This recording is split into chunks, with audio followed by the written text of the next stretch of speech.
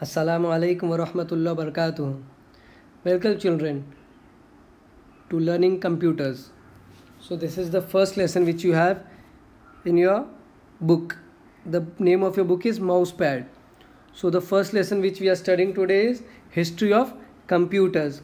How the computers evolved, like the present day computers which we see everywhere in malls, in schools, in offices and various other places, like flat screen computers or single standalone devices or laptops.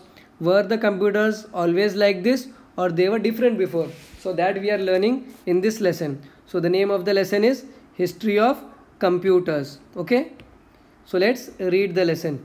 Rohit was walking home from school when he happened to see a few large computer displays in a recycling shop.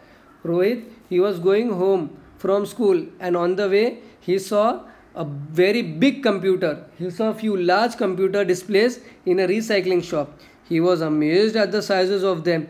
The computer display that Rohit's house was very slim and compact. The computer that Rohit had at his house was very slim, like the flat screen monitors, but those monitors which you saw in the recycling shop was very big. After reaching home, Rohit asked his father about the computer monitors had always been so big. Rohit's father explained him how computers evolved.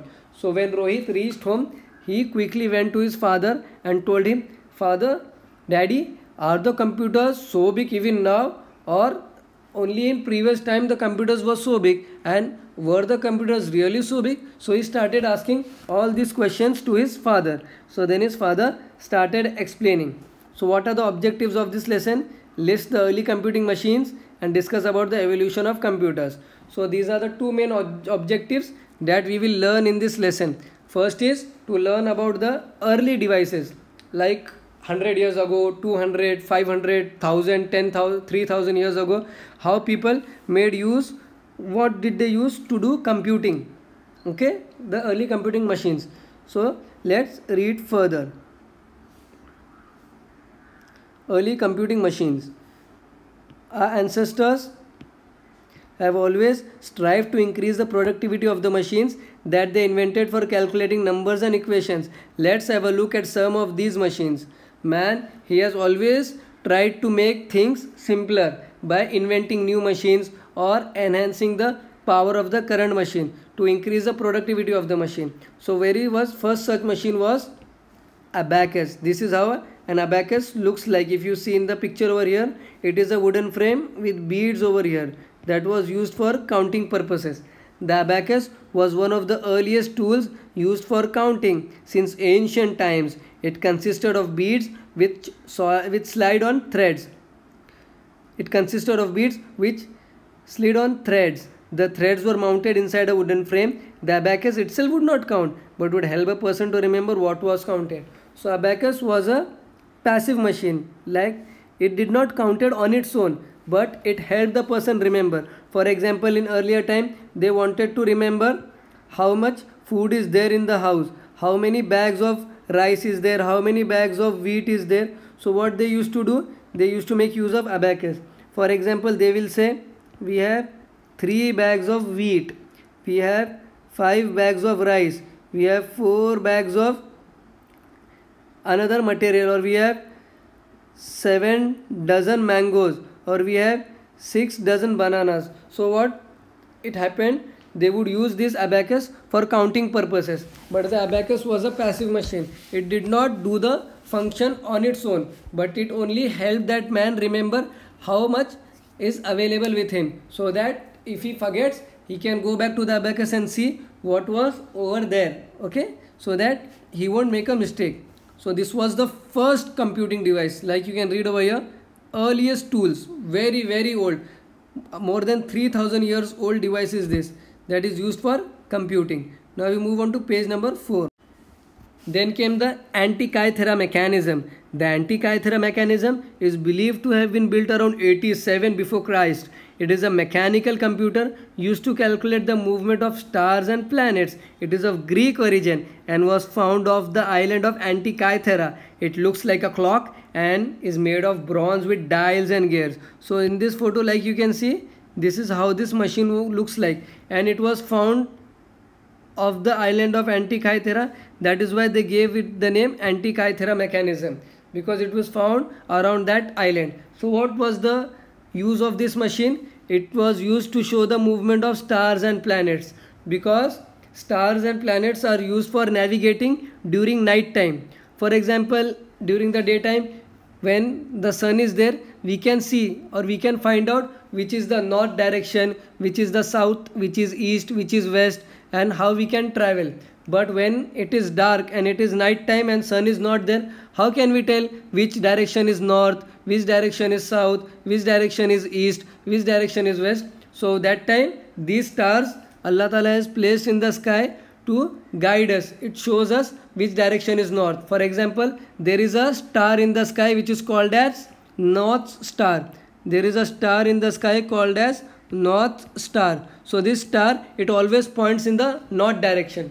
So with the help of this star, the people can, especially those that are traveling by sea, जो लोग समंदर में travel करते हैं उन्हें बहुत मुश्किल हो जाती है. अगर उन्होंने गलत टर्न ले लिया, then whole life they will remain in the sea only. They will never come to the land because they don't know which direction to go. So these stars, they guide them at the night time. So this machine was used to calculate the movement of stars, like how the star is moving and how the planets are moving. Then came the Pascaline machine. The Pascaline or the arithmetic machine was invented by Blaise Pascal in 1642. This man, his name is Blaise Pascal. He invented this Pascaline machine in 1642. It was a mechanical calculator used for addition and subtraction. Numbers were entered by manipulating the dials on the machine. So this machine was used only for the purpose of adding and subtracting. And these dials over here, they were moved. If we move 5 times, then 5 will come over here. If we move 3 times, 3 will come over here. So these dials were used on the machine to enter the number.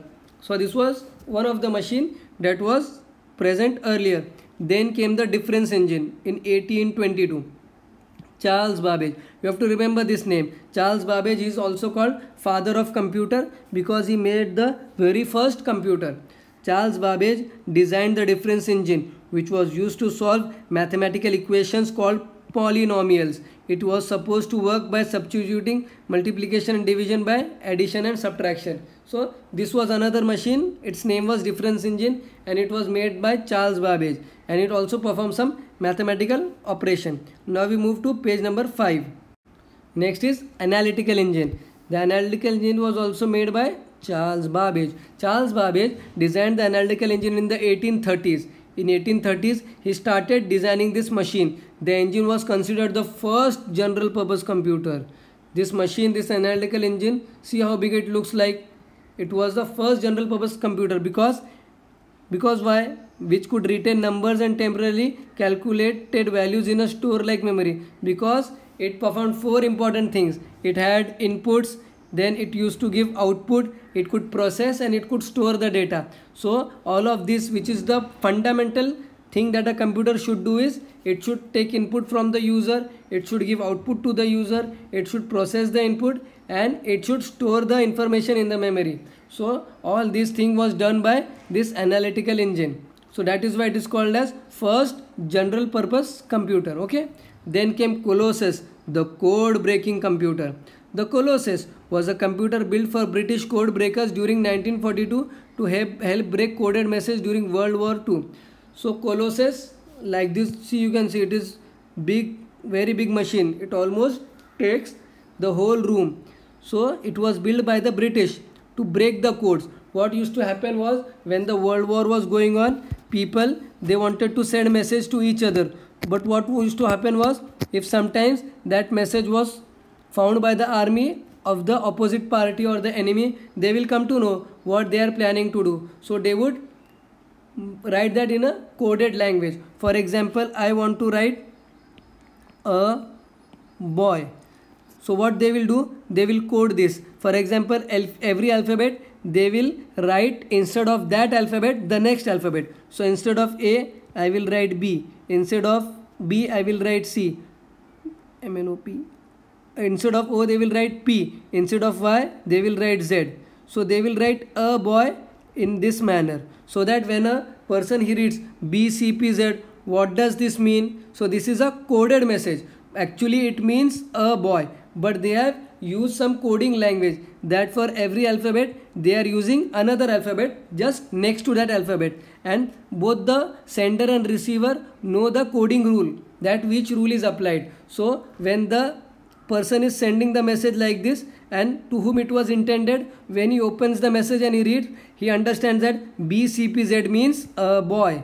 So this machine Colossus, that was used for code breaking, so that enemy, when they find this BCPZ, they were able to decipher it and know that it is a boy.